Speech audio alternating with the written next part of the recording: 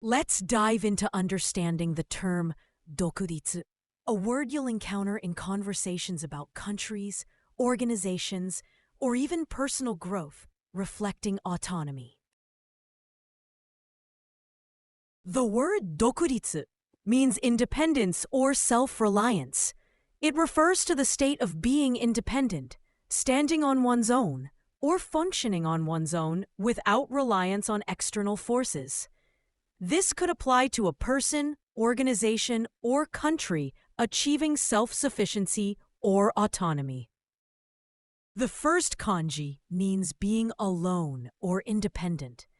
It shows up in words like dokugaku, which means studying by yourself, where the idea of alone is central. It also appears in dokusen to mean exclusive control, again, carrying the sense of single or sole. The second kanji means to stand or to establish something. You see it in tachiba to mean one's standing or position, where the sense of standing gives the idea of viewpoint. It also appears in setsuritsu to mean founding or establishing, where the kanji conveys the act of setting something up. He stood for independence. 彼は独立をかざした。彼は独立をかざした。The truth of independence is difficult. 独立の真実は難しい。独立の真実は難しい。